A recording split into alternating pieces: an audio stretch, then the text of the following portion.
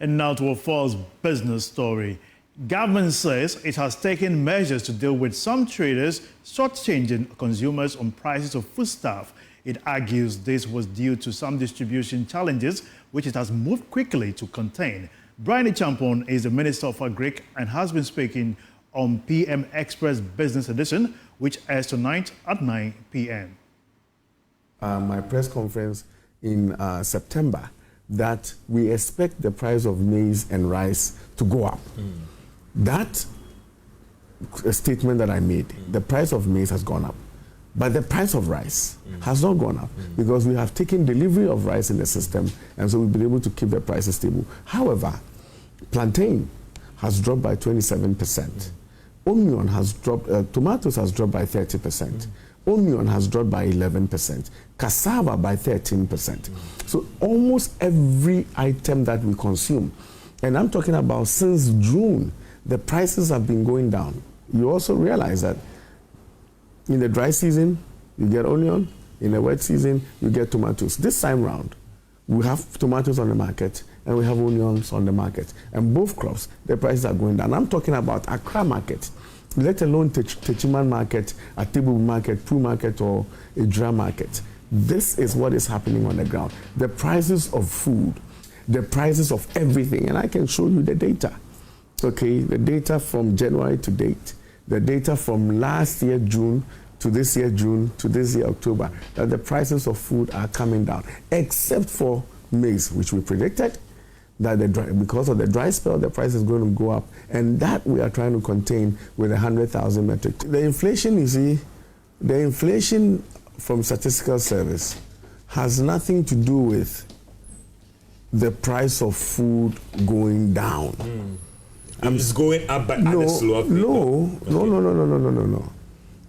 When they announce inflation figures for the month of September, they are comparing the price of September to last year September.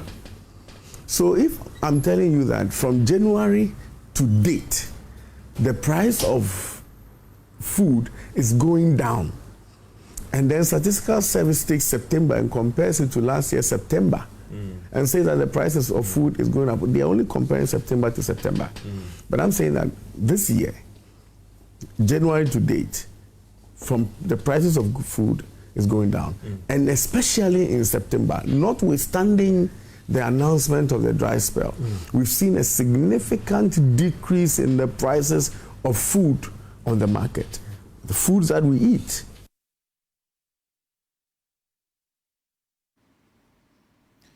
Joining us via Zoom is economist Professor Lord Mensah. Good evening, welcome to Business Live.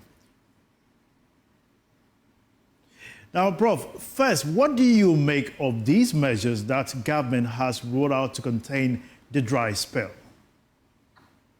Yeah, for me, I think it is a good, measure. I mean, extending loan facility to farmers at this time that, we're having issues of, drought. I mean, it's a good thing, but I would not support, a free loan. I mean, at least there should be a kind of accountability when you take, a government facility. I mean, that will help you to enhance your farm production.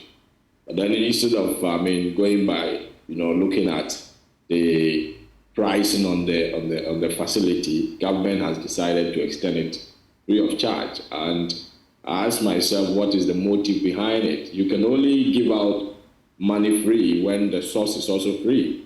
But then I'm wondering where the government is sourcing this money from, and for them to pass it on to the farmers, free of charge. If, government is to say that, yes, indeed, the market rate is around, let's say, 30% and above, so I'm going to give it to the farmers, around 5% for policy purposes, I would have, supported that. But to have it free of charge, you ask yourself, how are the farmers going to account for it? It's kind of free money being pushed down, the pocket of these farmers.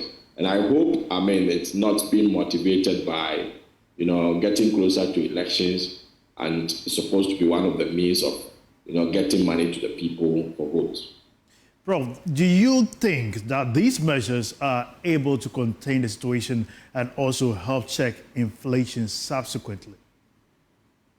Well, the inflation we're facing is purely driven by food prices. And I heard the minister talking about prices in between months coming down, or rather looking at the epochs of, November, September prices as of last year and this year. I would say that, yes, not necessarily prices coming down, but then it has to do with the rate at which, prices are increasing that has slowed down. And we also have to appreciate that, our agriculture, one way or the other, has been left under the mercy of, nature. When we have a prolonged rainy season, you seem to get plantains. I've been planting plantain behind my backyard. And I can tell you that, look, this year, I've been, harvesting a lot of plantains. That should tell you that, yes, once we have prolonged rainy season, we're going to have, rains, but not necessarily government intervention that are helping the plantain to, come to the market, or plantains, bumper harvest as we are witnessing now.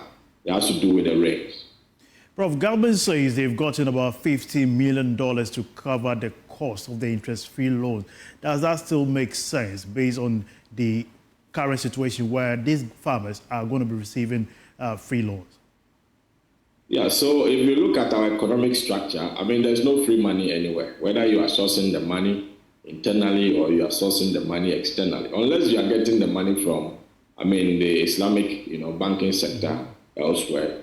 That will account for, interest free. But even that one, they may want to know the possible cash flows of, these farmers, so that there could be some kind of, profit sharing. But, can you vouch on the kind of farmers we have to extend loan facility to them so you can expect something back into the state? I don't think so. So from where I sit, I think, it has to do with, doling money out to the farmers so that they can cushion themselves in times of drought like this.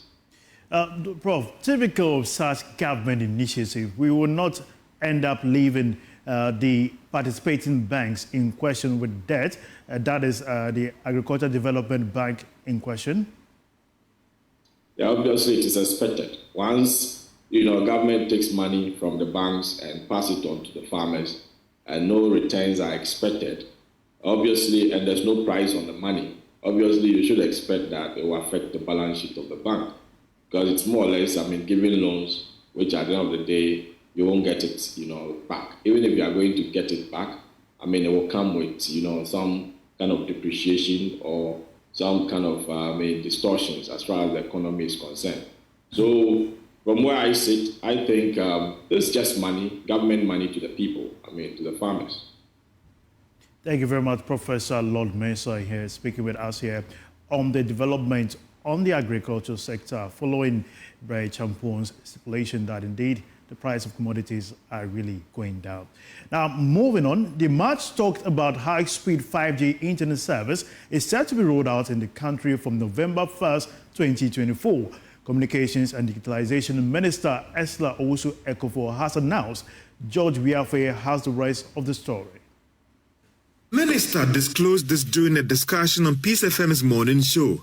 This should mean that the service is now going to be rolled out at least a month earlier than the original December date that was announced by government. It has already joined hands with some firms to establish what it describes as the shared infrastructure for the 5G services. Government claims this will deliver high-speed mobile internet services across the country. Government has already awarded the 5G license to the next-gen infrastructure company established by these partners to lead the rollout. But there has been concerns raised by some of the telecom players, and one is not sure whether all these issues have been addressed ahead of the rollout. So, if you thought that the 4G plus service currently being offered by some of the mobile operators was fast, well, the 5G will be 10 times fast than that one in a split of a second. We are joined right now by Ken Ashigbe, and he's here with us. Great. What do you make of the government's announcement to launch the 5G service starting 1st of November 2024? Well, we've had this conversation about 5G coming up, and we all have been waiting, for when it was it's supposed to happen. So finally, it's going to come. If you ask me from an industry perspective, I would have wished that, we would have done this 4G, 5G like the way we have done the rest of them from industry. But be it as is may, government has put a system together that involves some of the industry players, and hopefully all of the industry players will come on board. So 5G is a transformational technology from what 4G is. It comes with its speed, it comes with the low latencies, but it needs new use cases to be able to make it commercially viable. But there are opportunities for us to also, as a country, use it to drive our digital transformation forward. So it's something that we all should welcome and hopefully work with and see how we deploy that to drive our technological drive forward. Does it look like we have all the telcos on board when it comes to the rollout of this service? I think most of the telcos are on board. There are some of them who also conversations are going on. Conversations have not been concluded yet. You know that this definitely is going to be, there have to be some commercial arrangements between, if you are providing a platform and then you are asking others to come and use it, then the commercials would have to be good before, you'll be able to conclude that. So I am pretty sure that those conversations are ongoing. When it comes to a lot of the commercial things for the chamber, it's not one of the, for chamber members, it's not one of the conversations you hold. So I individually, I'm sure they are having their conversations, but I know for one of the members, they are still in discussions. Some players had initial concerns about this rollout. Has all those concerns been addressed? Well, I'm sure that those are being addressed as the conversations are going on, and that's why I said to you myself that, for me personally, I would have thought that this thing would have been driven by the players within the industry rather than the way we've done it. But I think that for, most of the concerns that the players have are being addressed. And so those of them that are in discussions, those are the conversations that they are going to be having, because it's not just a technology thing, but commercially as well. It should make sense for those who are providing the consortium that are providing the service, as well as for industry players who have to also ride on the back of this network. What would this mean, especially for the telecom industry in Ghana, as well as customer experience going forward? So that's what I was saying from the beginning, that 5G, you were talking about really very low latencies. So, the possibility of being able to do remote surgeries. Sorry, it's something that would happen. So you could have the possibilities for of a doctor sitting in Accra and being able to do surgery in my hometown in Chame or Asadame, for example. You have use cases where for mission critical uses where you need that low latency, it would be available. You would be able to use it also for the speeds that is able to drive. So the opportunities are there. What we need to do is look at the use cases to which we're going to drive this. This is not just like a faster 4G service. No, it's a completely different. It's a lot more of industry, a lot of industry use as well. And so you would find out that in the mines, there'll be a lot of use cases in the mines, in places like the ports, big manufacturing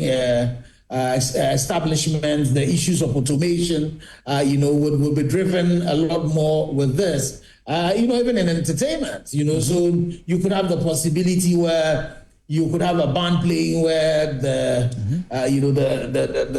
lead guitarist is in Accra, the person playing the drums is in Kumasi, some of them outside the boundaries of Ghana. All of that is going to be possible because of the characteristics of 5G. So what will be required is how, it's not just the provision of the service, but the use cases to which they will be put to, and how we all can work together with industry to be able to ensure that the drive that we want to do, we really are able to do it, and issues like live coverage of events, and all of that. The experience would be remarkably different so far as 5G is concerned. When we talk about internet, one of the key conversations that comes up is the case of pricing and affordability. Will it bring about competitive pricing in terms of how customers would have to pay to access this service? Well, so not necessarily the 5G. It's not 5G is not going to drop the cost. So now when you bring a player in the middle where the other players have to hop on them, then ordinarily what you would think is that how are you going to do the charges? Because whoever is running the platform would have to also make sure they have a margin on it. The network operator that is also going to hop onto that would also have to make sure that they also have a margin on it.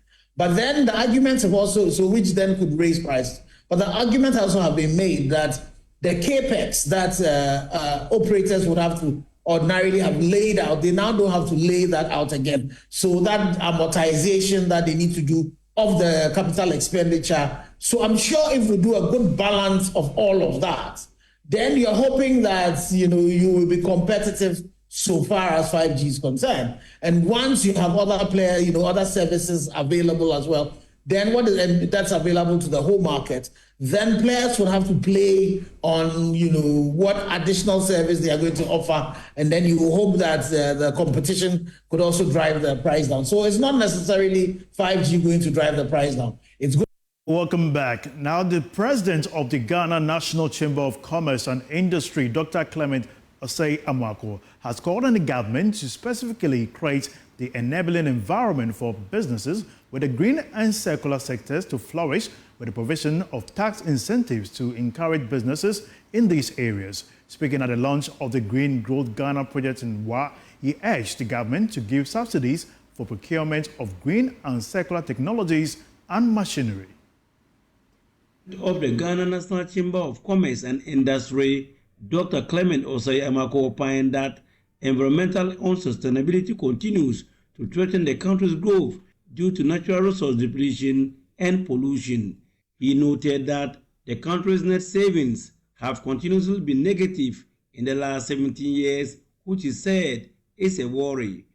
Dr. Clement Osei-Amwako posited that these developments underscore the necessity to define production and consumption practices to embrace sustainable environmental practices through green and circular principles, thereby protecting ourselves and the vulnerable population from adverse climate change impact. He asserted that the three chosen regions possess immense potential in crop and animal farming, agroforestry, ecotourism, recycling, and horticulture, whilst urging Ghanaian businesses to align their processes with green and circular principles and encourage business associations to promote healthy environmental practices.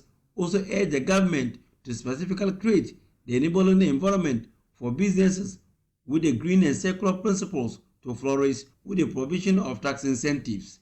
Traditional leaders should also support the implementation of sustainable principles in community regulation and bylaws. I especially urge the government to create a conducive environment for business within the green and circular sectors to flourish. This should encompass the provision of tax incentives to encourage business engagements and in these areas, as well as subsidies for procurement of green and circular technologies and machinery.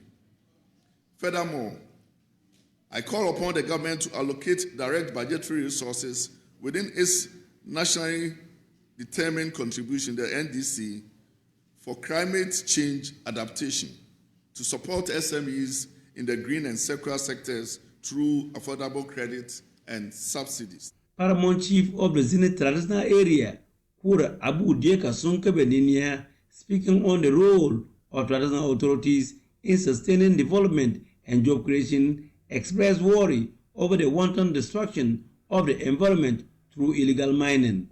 A nation that is as desperate as it is now in Ghana, the level of our desperation to be rich by exploiting our environment indicates that we are endangering our own lives. So a nation as desperate as this is a danger to itself. And let me tell you why. We are talking about job creation, sustainable development. Most of these people involved in illegal mining are young ones. So if they don't survive for the next 20 years, who will expect to come away? How does the economy grow if you don't have human resource to work in your job? Besides, are we not aware that forest is the lands of every one of us? The forest purifies the air for us to breathe. So if the forest is destroyed, it simply means that literally our lands have been poured out. And don't forget, when you sit down here and you think that Accra is very far from here, it's not true. Our survival, our lives are mutually inclusive. I have a family in the south that remains to us here. Imagine if there's a health crisis and he or she is affected. Poverty is further entrenched. The launch of the Green Grove Ghana project was climaxed with presentation of awards to beneficiaries of EU grants. Reporting for Joy News, Rafiq Salam. That'll be all for business here on Business Live. My name is Winston Taki. Expect more on Prime Business at 8. Enjoy the rest of our bulletins. Bye-bye.